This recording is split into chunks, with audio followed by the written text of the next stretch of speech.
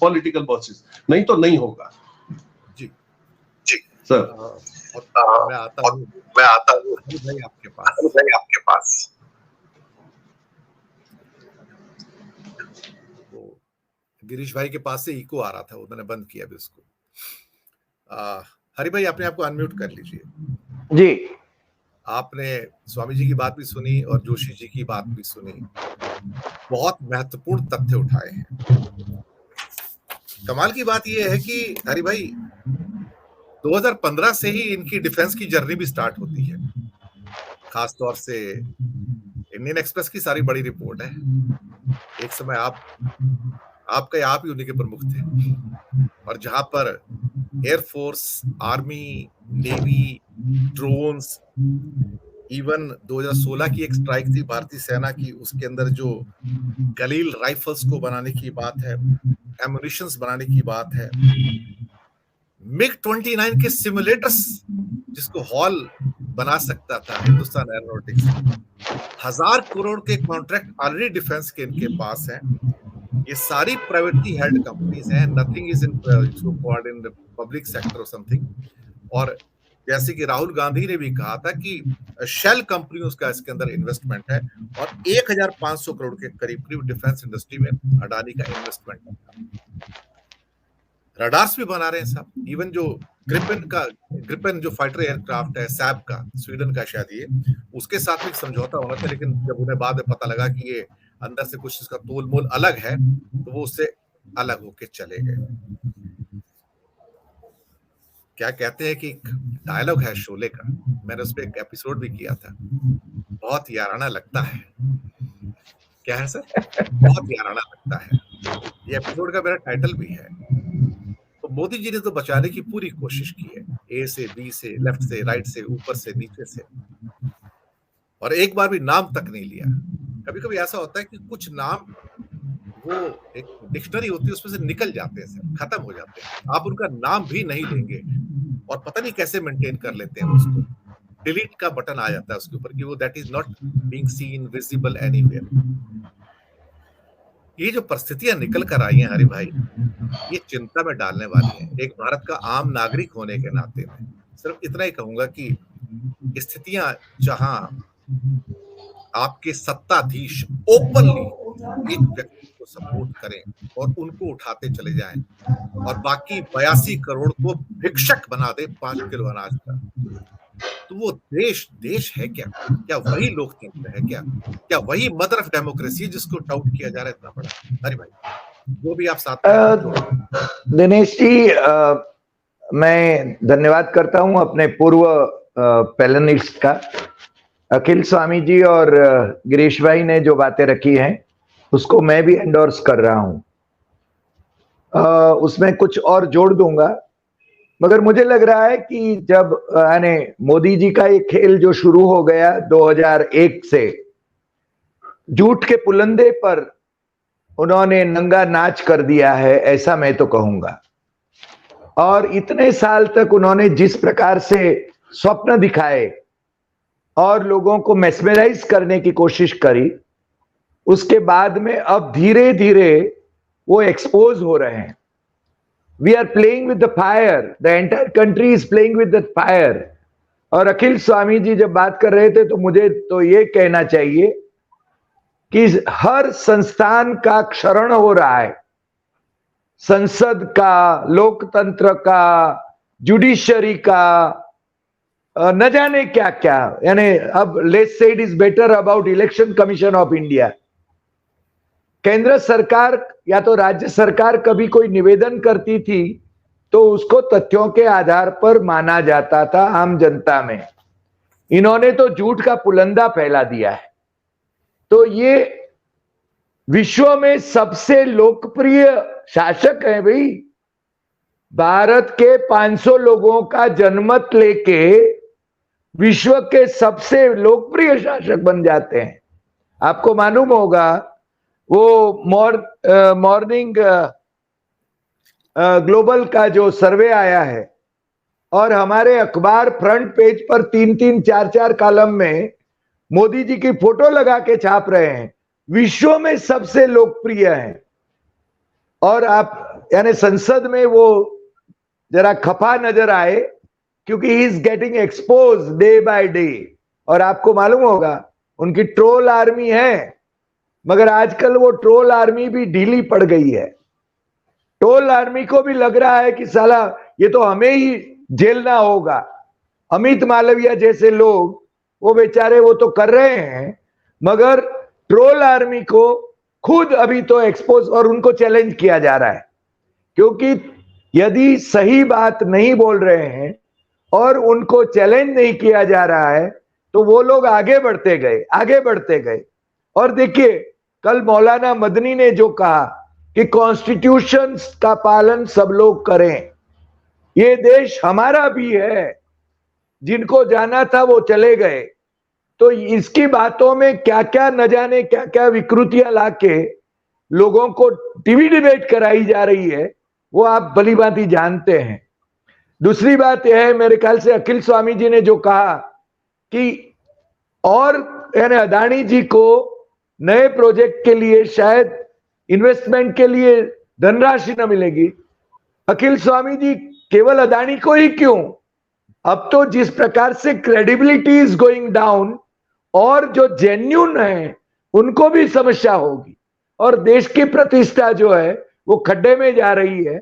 तो इस प्रकार से ये जनाब यदि उसकी इंक्वायरी इंस्टीट्यूट नहीं करते हैं और हर केस को सुप्रीम कोर्ट की ओर डाला जा रहा है। सुप्रीम कोर्ट में जो लोग गए हैं वो कौन है, वो आप भी जानते हैं, मैं भी जानता हूं, क्यों गए हैं वो भी हम जानते हैं, मगर हमें अभी भी सुप्रीम कोर्ट पर भरोसा है, जिसकी क्रेडिबिलिटी खत्म करने की कोशिश वर्तमान सरकार आए दिन कर रही है। तो मेरे ख्याल से ये बहुत गंभीर संकट से देश गुजर रहा है। विश्व में हमारी साख खराब हो रही है। आपको मालूम होगा कि ट्रंप कितनी बार झूठ बोला, वो वहां के अखबार पन्ने भर भर के वो डेट के साथ क्या झूठ बोला वो बताते थे। हमारी पार्लियामेंट में तो सच बोलना भी जुर्म हो गया है। और जिस प्रकार से अभी हमने संसद का ये अधिवेशन देखा, मुझे लग रहा है कि अब अगली बार हमारे पर ये इमरजेंसी आ रही है। अघोषित इमरजेंसी तो आई, मगर इंदिरा गांधी की इमरजेंसी को गाली गलौज करने वाले अभी जिस प्रकार से मीडिया को कर्ब करने के लिए, सोशल मीडिया को कर्ब करने के लिए जिस प्रकार से काम पर लग गए हैं, वो मुझे लग रहा है कि वो जरा चिंता की बात है। और दूसरी बात, इंटरनेशनल लेवल पर आपने इकोनॉमिक्स की जो बात करी, इकोनॉमिक्स में छोटी सी भी खबर आती थी तो जनाब बड़ा हो हल्ला कर लेते थे, वो बड़ी बड़ी एडवर्टीजमेंट रिलीज हो जाती थी।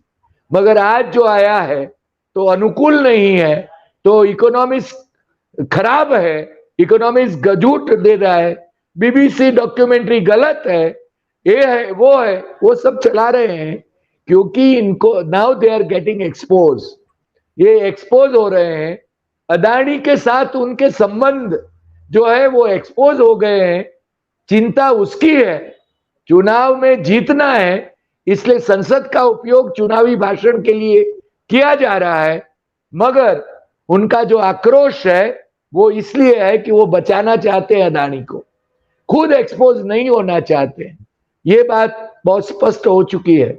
Over to Dinesh ji. एक छोटा सा प्रश्न आपसे और कर लूं, फिर मैं स्वामी जी के पास आता हूं जी। बहुत समय से मैं देख रहा हूं कि प्रधानमंत्री संसद में नहीं आते और बहस चल रही होगी और विरोधी पक्ष का कोई नेता बोल रहा हो तो प्रधानमंत्री कभी नहीं आते वहां पर, क्योंकि उन्हें यह मंजूर ही नहीं है कि मैं वहां पर बैठ के किसी और को सुनूं। अभी कोई अटल बिहारी, नेहरू, इंदिरा गांधी थोड़ी है जो बैठ के दूसरों को सुनेंगे राष्ट्रपति जी के अभिभाषण पर बहस को। ये तभी आते जब इन्हें बोलना होता है और बोल बाल के चले जाते हैं। यानी कि ये दूसरे को बोलते हुए देखकर शायद वो उसको बर्दाश्त नहीं है उनको, कि बोल ही नहीं सकते, कि दूसरा कोई बोलेगा ये बैठ नहीं सकते वहां पर। ये बर्दाश्त नहीं कि मैं बैठकर किसी और को सुनूं, ये संभव ही नहीं है, क्योंकि इन्हें सुनने की आदत नहीं रही, सिर्फ कहने की आदत रही है।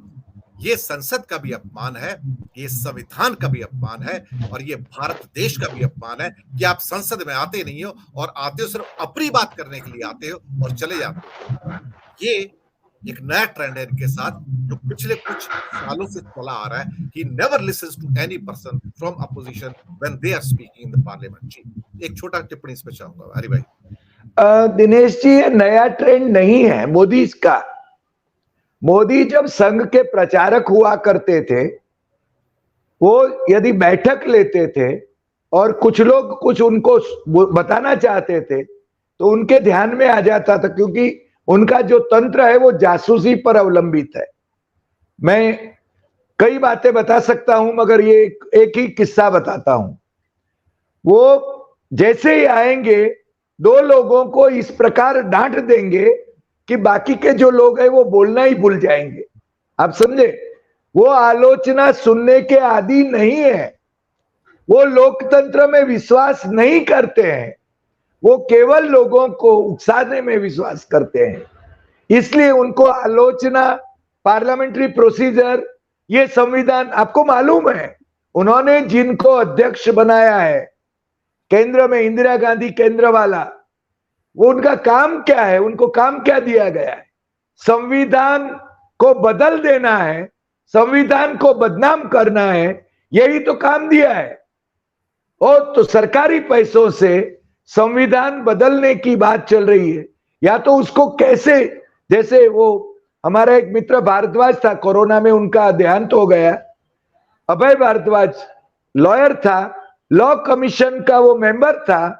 उसको मोदी जी, उसने खुद मुझे बताया जो था, उसने कहा कि मोदी जी का एक ही डिक्टेट है, वो कहते हैं कि बिना कानून बदले हम नोटिफिकेशन इश्यू करके कितने कितने कानून में अपनी अनुकूलता के हिसाब से हम लोग बदलाव कर सकते हैं, ये हम चाहते हैं। संविधान को कौन पूछता है? पंडित दीनदयाल उपाध्याय ने संविधान को स्वीकारा था क्या? इनके जहन में संविधान के प्रति जहर है, त्रिरंगे के प्रति जहर है, ये आपको मालूम नहीं क्या? तो ये दिखावे के लिए गांधी का भी इस्तेमाल करते हैं, गांधीयन इंस्टीट्यूट और विचारों को खत्म कर दे। गुजरात विद्यापीठ का प्रकरण आपको भली भांति मालूम होगा, और भी गांधीयन इंस्टीट्यूशन का क्या हुआ, क्षरण हुआ, ये आपको मालूम है। तो इनको आलोचना सुनना पसंद नहीं है, वो खुद वक्ता के नाते ही हमेशा रहते हैं और उनको अपनी ही बात स्वीकार करें लोग, यही चाहते हैं। और आपको एक छोटी सी बात मैं डॉक्टर आंबेडकर के 25 नवंबर 1949 के उस भाषण में से बताऊं कि धर्म में भक्ति ये मोक्ष का मार्ग है, मगर राजनीति में, राजकारण में भक्ति ये निश्चित मार्ग है तानाशाही का, और हम उसी दिशा में जा रहे हैं। आंबेडकर ने 1949 में जो कहा था, आज वो सही साबित हो रहा है। दिनेश जी।